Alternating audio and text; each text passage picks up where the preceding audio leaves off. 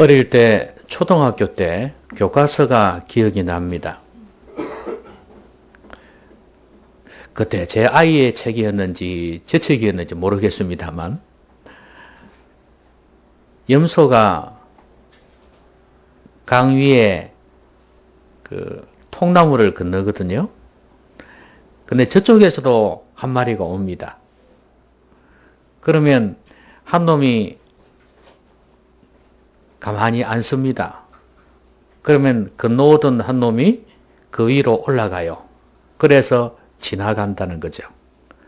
그래서 서로가 가고자 하는 방향으로 간다는 겁니다. 그래서 한 놈이 양보를 했기 때문에 안 싸우고 그랬기 때문에 무사히 지나갔다는 이야기입니다. 아마도 이건 아이들에게 싸우지 말고 서로 양보해라 그런 것을 가르치기 위해서 그렇게 한 모양입니다. 그런데 요즘 세상이 그렇습니까? 아마 생판 모르는 염소 2마리를 갖다 놓고 그렇게 한번 실험을 해보면 어떤 일이 생길까요? 아마 그런 일은 없을 겁니다. 한 놈이 숙여주고 엎드려주고 그 위로 타고 가는 일은 없을 거예요. 분명히 두 놈 다 떨어질 가능성이 많습니다. 요즘 우리가 살고 있는 이 세상이 생존 경쟁이라고 그러지 않습니까? 다른 사람을 무너뜨려야 내가 사는 세상입니다. 전부 다 경쟁이에요. 같은 직장 속에서도 누가 승진을 하고 승진을 하지 못하느냐 이 경쟁이에요. 또 같은 동종업체가 얼마나 많습니까? 그러니까 경쟁이 될 수밖에 없어요.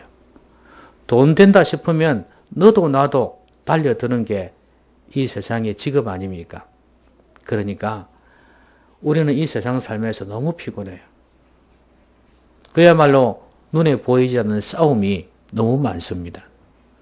그런데 이 싸움이 다만 우리의 눈에 보이는 세상에만 있는 게 아닙니다.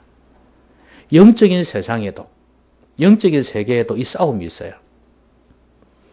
이 싸움에서 이기지 못하면은 이 땅에서 우리가 생존 경쟁 속에서 밀리는 것보다도 더 큰 치명적인 결과가 온다는 사실을 아셔야 됩니다.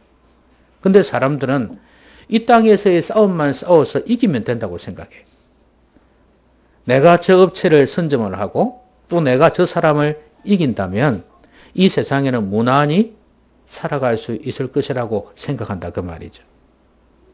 그런데 큰 착각입니다. 여러분 우리의 몸을 지배하는 것은요. 우리의 정신세계입니다. 그리고 우리의 육체의 세계와 정신세계를 지배하는 것은 영의 세계입니다. 이 영적인 것이 탁월할 때 육신의 면에서도 뛰어날 수 있습니다. 그런데 영적인 면에서 뒤지면요. 정신이 악한 마귀와 혼잡스러운 세상에 영향을 받습니다. 지배를 받게 되고 그 다음에 육체까지도 지배를 받습니다. 그러면 삶이 흥크러져요. 잘 된다 싶은데 괜찮다 싶은데 흥크러져 버려요. 작금의 정치인들을 보면서 기업가들을 보면서 그런 걸 느끼지 않습니까? 육체적으로 볼 때 누구보다도 성공한 사람들 아닙니까? 그런데 정신세계에서 무너지고 영적인 세계에서 무너지니까 아무 소용이 없게 되어져 버리는 겁니다. 그 사람들이야 그렇게 재판을 하고 기소가 되어지고 또 언론을 통해서 밝혀지니까 그렇지 밝혀지지 않으니까 사람들은 나는 괜찮을 거야 생각합니다. 그런데 하나님 앞에 설 때는 다 드러나게 되어 있습니다. 자, 우리가 살고 있는 이 세상에서 이 싸움이 치열하다는 것, 특별히 영적인 세계에서의 영적 전쟁이 치열하다는 사실을 아셔야 됩니다. 그러면 우리가 이 싸움에서 어떻게 이길 수가 있을까요? 이 세상과의 싸움에서, 영적인 싸움에서 지고 나면 아무 소용이 없다고 그러는데 어떻게 해야 이 세상을 이길 수가 있을까요? 여러분, 이 세상은 원래 세상의 임금이 마귀라고 그랬습니다. 이 세상의 왕이 마귀란 말이에요. 하나님께서 이 세상을 통치할 수 있는 권한을 마귀한테 줬어요. 허용입니다. 허용. 좋아서 준 게 아니고 허용이에요. 마귀가 이 세상을 다스리고 있습니다. 마지막 날에는 무주경에 집어넣겠지만 그러기 전에는 그들의 활동을 허락하셨습니다. 그런데 동시에 하나님께서는 예수 그리스도를 보내셔서 예수님을 믿는 하나님의 자녀들에게 역시 이 마귀의 괴계를 이길 수 있는 힘도 주셨습니다. 그러니까 이 땅에서는 두 영역에서의 싸움이 있다는 사실을 아셔야 됩니다. 세상의 나라, 하나님의 나라, 성도와 이 세상 간의 싸움이에요. 이 싸움이 있다는 사실을 아셔야 됩니다. 이걸 교리적으로만 이론적으로만 생각하지 마십시오. 우리의 삶 속에서 치열하게 진행되고 있다는 사실을 아셔야 됩니다. 자, 어떻게 이 싸움에서 이길까요? 우리는 반드시 이겨야 합니다. 오늘 성경 본문을 보시면 이 예수님을 공격해 들어오는 이 무리들을 보면서 예수님께서 보기 좋게 꺾어버리십니다. 이 싸움을 보시면 세상을 이길 수 있는 힘은 이거구나 이렇게 알 수가 있어요. 이들이 어떻게 공격에 들어오는지를 한번 보십시오. 그러면 이길 수 있는 방법이 있어요. 자, 오늘 본문의 배경이 그렇습니다. 예수님께서 여러 말씀을 전하셨어요. 근데 이게 유대인들을 향한 말씀이었다는 것을 이 사람들이 알게 되었어요. 그래서 이 사람들이 예수님을 잡아 죽이려고 했습니다. 얼마나 화가 났는지, 분노했는지 몰라요. 그래서 이 대제사장들이나 서기관들 이런 사람들은 항상 무리를 충동시키거든요. 자기들이 전면에 나서지를 않아요. 그래서 어쨌든 간에 책을 잡아서 감옥에 집어넣고 결국에는 사형을 시키려고 그렇게 마음을 먹었습니다. 그래서 이들이 예수님께 와서 온갖 아부를 다 합니다. 그러니까 예수님을 죽여 세운다 그 말이에요. 자, 여러분 여기에서 우리는 세상이 어떻게 그리스도인들을 공격하는지를 한번 봐야 됩니다. 아니, 그러려면 또 우리가 어떻게 하면 이런 세상에 대해서 이길 수 있는지 방법도 나와요. 자, 이 사람들은요, 참 악한 사람들이에요. 종교적인 사람들입니다. 그러면서도 탐욕에만 눈이 어두워 있지 진리 가운데 살려고 하는 마음이 전혀 없습니다. 이 사람들이 그래요. 그러니까 이 사람들은 어떻게 하면 자기 유익만, 자기 욕심만 채울까를 생각하지 다른 사람이 어떻게 되는가에 대해서는 관심이 없어요. 우리의 유익의 기득권에 반대가 된다면, 그것을 해롭게 한다면 얼마든지 죽일 수도 있는 사람들입니다. 한마디로 이야기하면 악한 일에 지혜로운 사람들이에요. 여러분, 예수님께 와서 이 질문하는 거 보세요. 딱 세금을 가이사에게 바치는 것이 옳으냐 그러냐, 이렇게 딱 질문을 던집니다. 왜냐하면 유대인들은 성전세를 냈거든요. 그런데 어떤 사람들은 나는 우리를 핍박하고 힘들게 하는 로마 황제 가이사, 여러분 역사에서 케사르, 시저, 카이사르 이렇게 배웠죠. 요 시저한테, 이 가이사한테 돈을 낼 수가 없다, 이런 사람들도 있었어요. 그래서 예수님께 와서 너도 그렇겠지 이렇게 생각하고, 이제 만약에 이걸 어기면 어떻게 되는 거예요? 감옥에 집어넣는 거죠. 얼마나 이 사람들의 머리가 비상한지 알겠죠? 그러니까 여러분, 이 사람들은 어떻게 하면 사람을 위험에 처하게 할까? 어떻게 하면 죽일까? 어떻게 하면 괴롭게 할까? 여기에는 박사들이에요. 그러니까 악한 일에 너무 지혜롭다는 겁니다. 이 세상에 돈을 벌기 위해서 온갖 악한 일을 행하는 사람들을 보면 머리가 그냥 해를 내두를 정도로, 머리가 돌아갈 정도로, 그 정도로 심하게 자라는 사람들이 많아요. 어떻게 저런 머리가 나왔을까? 우리가 생각지도 못하는 그런 악한 일들을 계획하고 해나가는 걸 보면 야, 악한 일에도 지혜가 있구나 하는 걸 느낄 수가 있습니다. 그러면 이런 세상에서 우리가 이기는 방법이 뭘까요? 바로 선한 일에 지혜로운 겁니다. 우리가 선한 일에 지혜로우면 악한 일들은 빛을 잃어버려요. 우리는 이 세상을 대할 때 이기는 방법을 악에는 악으로 이렇게 생각하지만 아닙니다. 여러분들 흔히 안 믿는 사람들도 이용하는 성경 구절이 하나 있습니다. 복수에 대한 거예요. 뭐가 있습니까? 눈에는 눈, 이에는 이. 이게 율법에 나오는데요. 이 말씀은 그대로 갚아라 하는 말씀이 아니에요. 다른 사람을 보복하지 말고 보복이 최소한이 되도록 하기 위해서 한 율법이에요. 여러분, 사람이 그렇지 않습니까? 누가 내 아이를 갖다가 때려가지고 인사불성이 되게 만들었습니다. 죽지는 않았습니다. 그야말로 반병신이 된 거예요. 그러면 그것을 본 아버지는 어떤 마음이 들겠습니까? 그렇게 한 놈을 죽이고 싶을 겁니다. 그 정도가 아니라 그 이상으로 죽이고 싶을 거예요.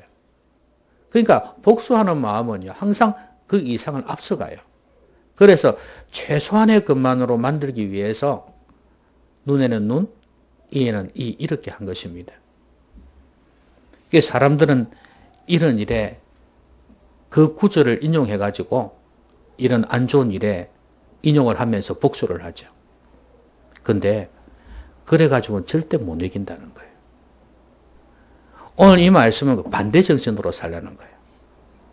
세상이 이렇게 악으로 오면 우리는 선으로, 그들이 교만하게 오면 우리는 겸손으로 나가라는 거예요. 세상을 이길 수 있는 방법은 이것밖에 없어요. 여러분, 운전하시다가 운전 거칠게 하는 사람 삑 누르면서 유리를 내립니다.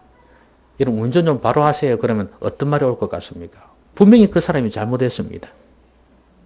어떤 말이 올 것 같아요? 니나 잘해라. 그렇습니다, 여러분. 절대로 이 세상은 교만을 교만으로 대해서는 안 되고요. 교만한 자 앞에서는 겸손하게, 더럽게 사는 사람들 앞에서는 깨끗하게 살아야 돼요. 그게 이기는 방법이에요. 근데 이 유혹에 넘어가가지고 엉망이 된 사람 많습니다. 검은 돈 때문에 사람은 유혹하지 않습니까? 이것저것 주겠다고 하지만 나중엔 이용해 먹고 마는 경우가 너무 많아요. 나중에는 모든 허물을 덮어 씌워버리죠. 경험이 많은 공무원들, 검찰들, 경찰들 이런 사람들은 그런 데는 도 같은 사람들이에요. 그렇기 때문에 그런 식으로 같이 어울렸다간 이길 수가 없는 겁니다. 그래서 구별되게 살아야 돼요. 부정직에는 정직하게, 더러우면 순결로 이렇게 나가야지 이길 수가 있습니다.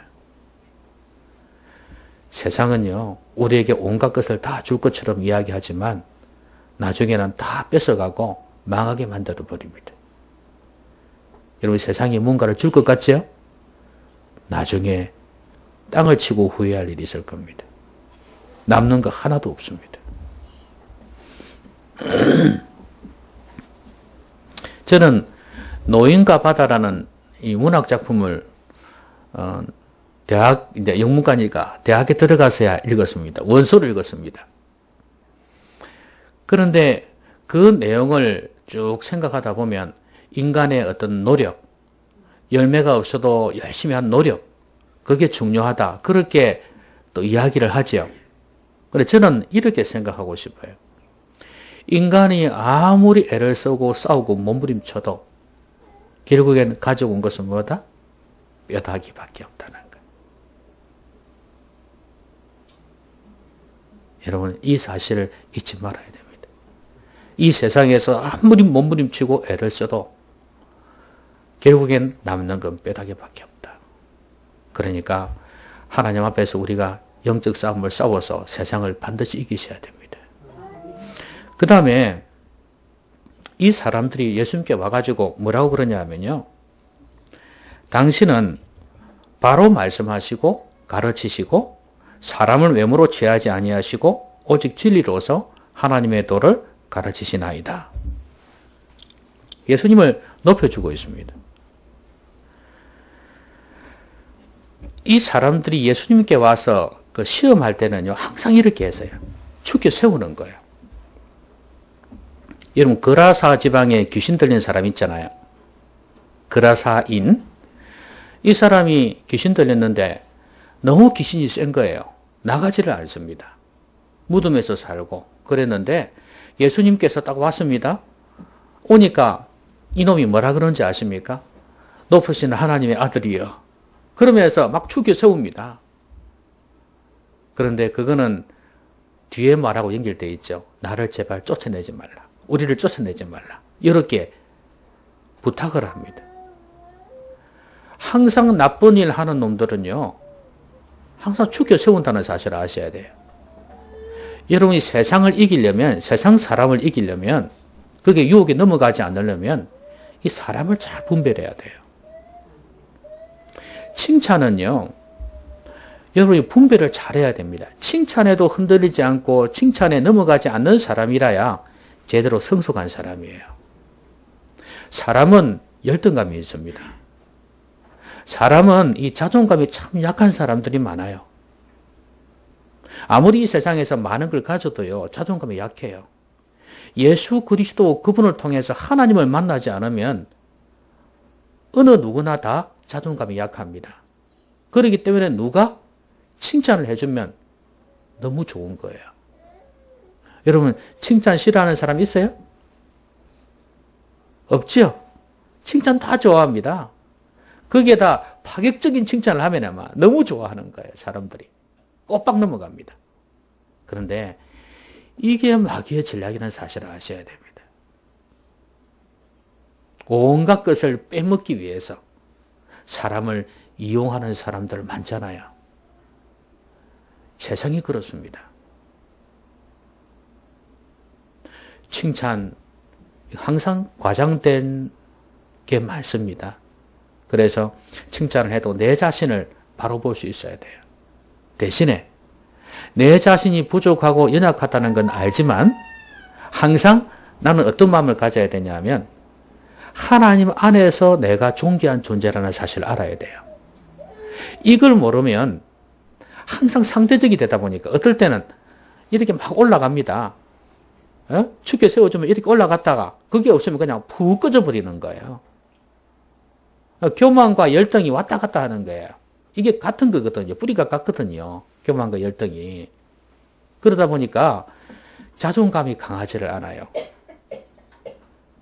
이런 사람들이 그런 유혹에 잘 넘어가요. 칭찬에 그냥 왔다 갔다 한단 말이죠.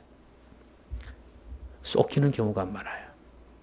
여러분, 세상을 이기려면 자존감이 강해야 돼요. 이 자존감은 어디에서 오느냐 하면 하나님에게서 옵니다.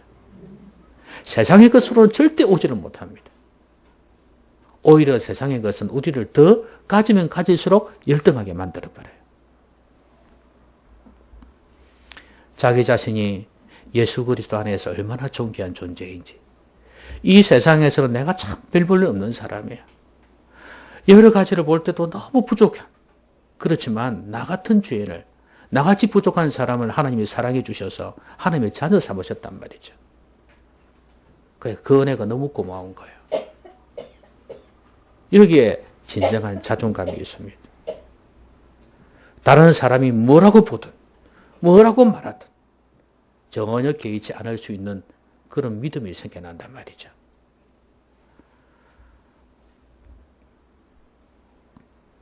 친구를 조심하셔야 됩니다. 저는 이게 사업할 때도 마찬가지겠지만 결혼할 때도 저는 마찬가지라고 생각해요. 결혼할 때도요, 어떤 사람들은 여러분 뭐 드라마 같은 데서 보면 많이 나오잖아요.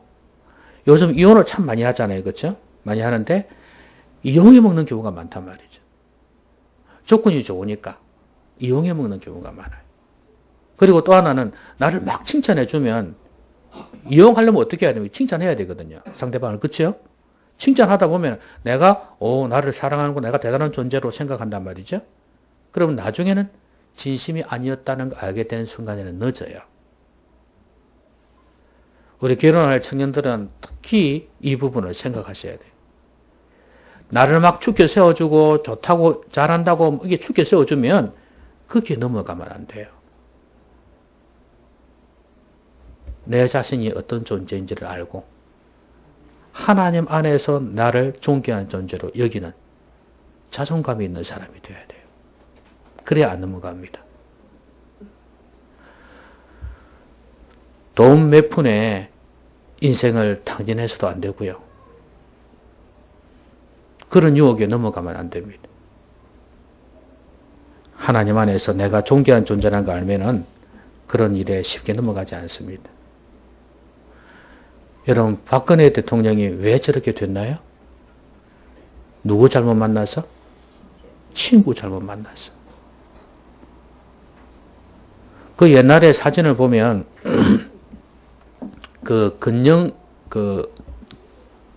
근영이라 그러나요? 그 딸을 갖다가 영애 시절에 그때 막 다닐 때 보면 최순실이가 앞으로 다니면서 온갖 걸 동생이거든요. 그거 다 해주고 수도발 다 해주고 치켜 세워주고 다 했어요 보니까. 그러니까 뿅 가버린 거예요. 그때 얼마나 외로웠습니까? 어머니 돌아가셨지, 또 아버지 돌아가셨지. 그 뒤에 어머니 먼저 돌아가셨잖아요. 그 뒤에 얼마나 힘들었습니까? 아버지 돌아가시고 나한테는 더 했죠. 그 외로울 때 찾아와서 축켜 세워주고 높여주었어요. 뿅 가버린 거죠. 이 집은 되겠구나. 그런데 그것이 그의 집안을, 그녀 자신을 저렇게 망가뜨릴 줄이야 누가 알았겠습니까?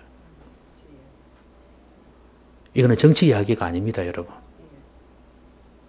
그러니까 여러분 친구를 잘 만나야 된다는 거예요. 이거는 진짜 나이 같은 친구뿐만 아니라 사업의 동업자도 마찬가지고요. 결혼할 인생의 배필도 마찬가지고요. 너무 중요하다 그 말이에요. 그래서 나를 축켜 세워주는 그것, 칭찬해주는 그것 조심하라는 거예요. 항상 진실을 볼 수 있어야 된다는 거예요. 근데 예수님께서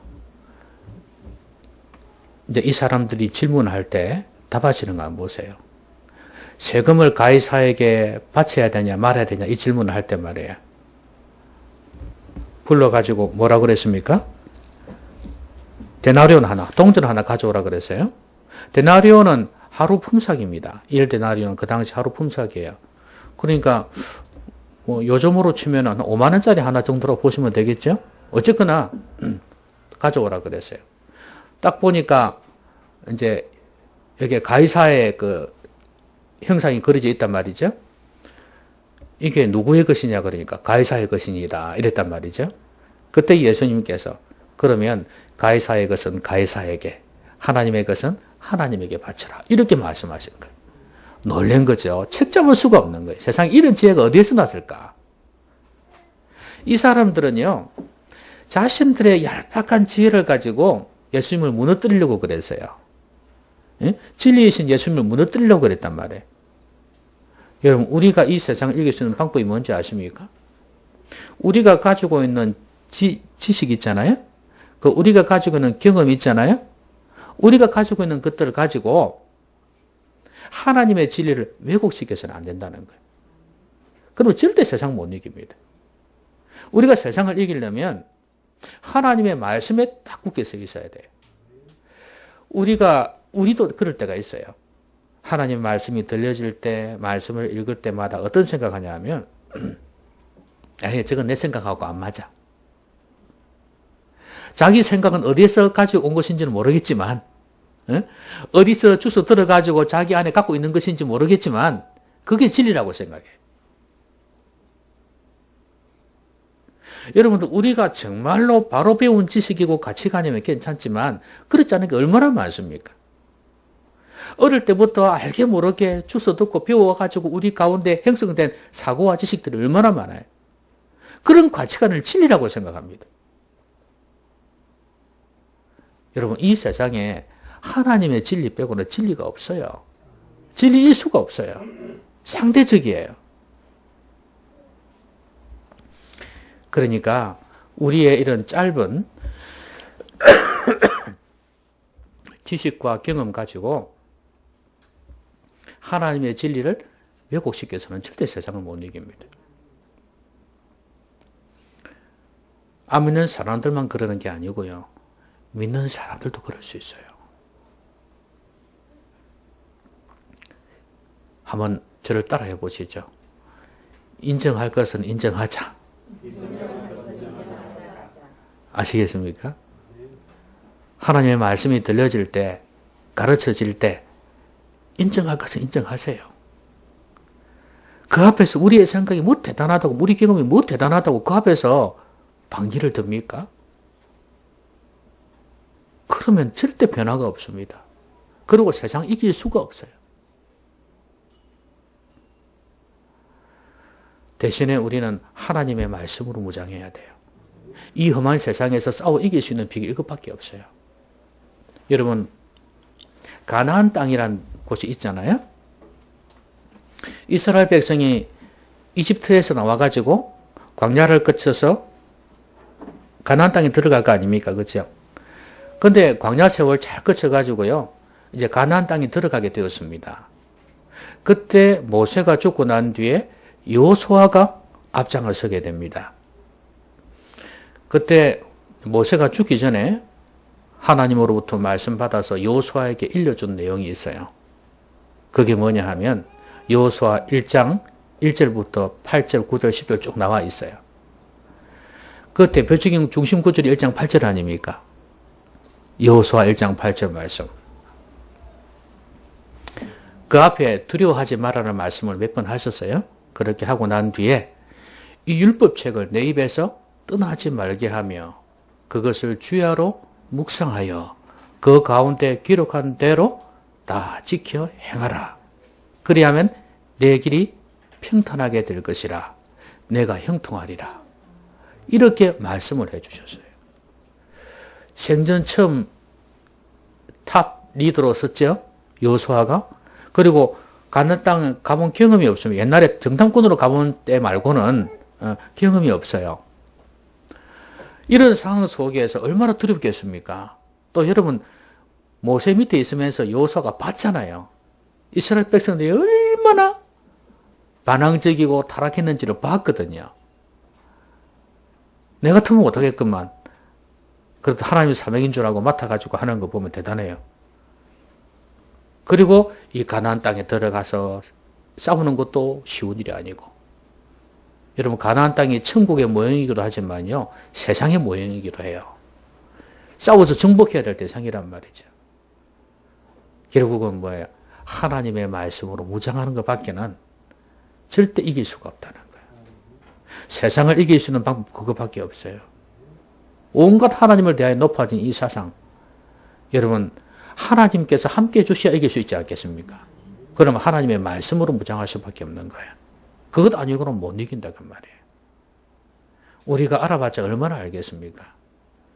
우리를 속이고자 하면요 우리가 어떻게 당할 수밖에 없어요. 그렇잖아요. 어떻게 사람 마음을 들어가 볼 수가 있겠습니까? 이 세상의 흐름을 어떻게 알 수가 있어요?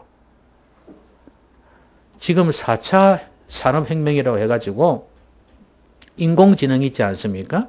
로봇과 같은 그런 컴퓨터를 통해서 인공지능이 너무 발달해가지고 앞으로 어떤 직업이 없어지고 어떤 직업이 생겨날까라는 이야기가 많습니다. 벌써 미국에서는 진행이 되고 있고, 그래서 어떤 분야는 아이들의 가지를 않으려고 하는 경우도 있습니다. 계산적이고 그다음에 기술적인 이런 부분들은 안 하려고 그래요. 창조적인 부분이 앞으로 인기가 있을 거라는 거예요. 컴퓨터가 하지 못하는, 로봇가 하지 못하는 그런 부분. 그런데 그걸 어떻게 다 알아요? 그렇죠? 언제 어떻게 어느 부분이 흥하고 망할지 어떻게 알아요? 그래서 우리는 하나님의 도우심이 필요하다 그 말입니다. 그래서 하나님의 말씀으로 충만할 때 우리는 세상을 능히 이길 수 있다 그 말이에요. 말씀하겠습니다. 우리는 싸움을 싸우고 있습니다. 그런데 우리의 생존 경쟁보다 더 큰 싸움은 영적인 싸움이에요. 이 세상과의 영적 주도권을 누가 잡고 있느냐 하는 이런 부분입니다. 싸고 이기셔야 됩니다.